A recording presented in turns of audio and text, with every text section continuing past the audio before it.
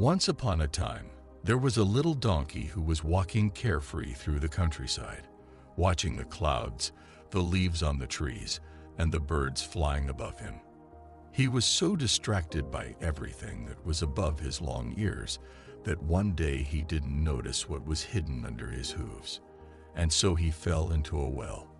Luckily, the hole in the well wasn't deep enough to hurt him, but it was narrow enough that he couldn't get out. No matter how hard he tried to climb out, all he could do was tire himself out trying to get out of there. In despair, he started braying and crying with sadness for not being able to climb back up. He was about to give up hope when he saw someone looking out of the hole where he was trapped. It was a little boy with dirty hair and a bright smile on his face. After seeing the trapped donkey, the boy ran away. The donkey finally felt a little relieved, thinking that the friendly boy had gone to look for help to get him out of there. But in fact, the boy went to look for other friends to laugh at him. The donkey made a big mistake in believing that that smile was kind, because in reality it was malicious. Everyone knew the mysterious boy. He was the most unruly boy in the village, and was always looking for some new evil to do. At 5 years old, he was already a real rascal, and that day he had gathered his friends to help him play some nasty tricks on the poor trapped donkey. What a stupid donkey! Look at him. He can't get out of the hole he fell into. Eleuterio said to his friends, throwing a handful of dirt in the donkey's face. I had an idea. Let's go get the shovels my dad has. Let's bury this stupid tuft of hair. The friends stood there looking at each other. No one agreed to do such a thing, but in the end they went to look for shovels and any tool that could be used to fill the well with dirt. They returned and were about to start, but one of them, Demetrio, spoke with a trembling voice. I don't want to do it. I'd better go home. Eleuterio mocked him, shouting in his face, You're a chicken, making chicken noises, and inviting the others to make fun of him too. The boy's cheeks flushed as if he had been sunbathing, out of shame. He couldn't stand being called a coward, so he grabbed the shovel from another boy, and the first to start throwing dirt was him, Demetrio.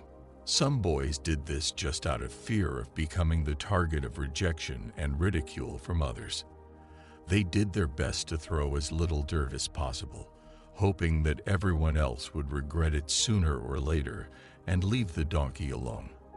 However, there were some, like Eleuterio, who in addition to throwing mud, stones and dust to bury the donkey, insulted and made fun of him, saying things like, Take this, stupid donkey. It's to show you where you're walking, you big chubby donkey. Meanwhile, the donkey moved back and forth in the well, avoiding the dirt from getting in his eyes, but the boys continued to throw more and more dirt, trying not only to humiliate him, but to hurt him. The well began to fill up, but the cunning animal did not let himself be buried. Every time the level of dirt rose an inch, he stepped up with his hooves onto that dirt. The boys were too busy with the action to notice that the donkey was using that dirt as little steps to slowly get closer to the surface. After a bit of moving around in the hole of that well and positioning his legs to avoid getting buried, on everything that was thrown, the donkey was close enough to the surface to be able to get out of his prison on his own. He jumped out, leaving the boys surprised, and the surprise soon turned to fear when the enraged animal began to chase them all over the field. Eleuterio, the heartless boy, returned home with a big hole in his pants. This story offers us 3 important messages. The first lesson is that of the tuft. In life, sooner or later, each of us will face problems and feel trapped.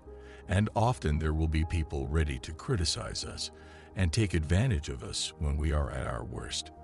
These people will try to humiliate us and make us lose hope. We have 2 options. We can stand still and feel like victims, waiting for them to bury our self-esteem with their criticism, or we can learn from the story and use that criticism as a stepping stone to get out of the situation. So, think about whether someone has ever treated you like this and how you could react to show that you will never let anyone bury you again. The second lesson is about the dirty boy. This character teaches us two lessons. First, he reminds us that hurting others, especially by taking advantage of their weakness, will eventually come back to bite us. What we inflict on others will come back to bite us like an angry donkey. So think twice before taking advantage of someone. Second, a happy person does not act like the dirty boy. This message is more subtle and difficult to spot in the story. But the neglected boy is clearly an unhappy individual who seeks revenge against the world. Next time you meet someone like that, try to feel compassion. The third lesson comes from Demetrio. Many times we find ourselves in situations where friends push or invite us to do things that we know are wrong and that we do not want to do. We do it only to try to impress them, to prevent them from making fun of us. However, what they tell us to intimidate and manipulate us is false.